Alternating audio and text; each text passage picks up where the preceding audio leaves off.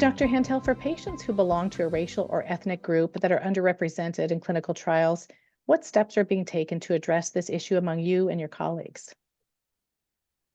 That's a great question. So there are a number of efforts being made in our community to increase diversity in AML clinical trial enrollment. And I really think we are taking what's called a multi-level approach, meaning that we need to kind of target things at different levels: the level of the patient, the level of the doctor and the research team, the level of how trials are designed, the level of the hospital, the level of the community, and then the level of kind of the government or the regulatory people. And just working on one of those levels isn't really going to fix things. And so we are starting to kind of chip away at the problems that exist at each of those levels that are really stopping underrepresented groups from being represented in clinical trials. A few examples of these are things like community engaged trial development, where we are linking clinical trial investigators to community members to kind of collectively design trials that really lower some barriers to entry, like eligibility criteria.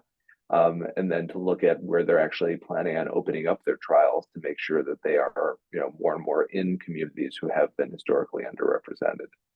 We've also set up some monitoring systems, since you may be surprised, but there actually haven't been good systems for telling hospitals, telling researchers, telling doctors, who am I enrolling versus who am I actually seeing as a patient, and who's being seen at our hospital versus who lives in the community that the hospital serves. Really, without that basic information, doctors, researchers can't really have an idea in any real-time sense of how well or how poorly they're doing at enrolling equitably.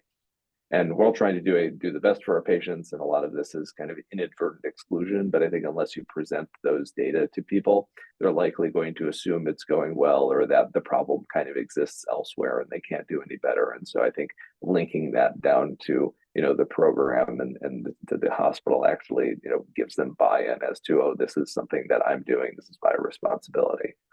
There's also programs that we're working on to train culturally diverse research staff and physicians, since a lot of research teams don't look too much like their patient communities. And finally, we are creating educational programs with patient advocates and community organizations to educate patients about AML and about trials, to make sure that they're well informed, have a place to go for answers. And all of this together really leads to lowering barriers, expanding access, and making the system more inclusive and reflective of the community.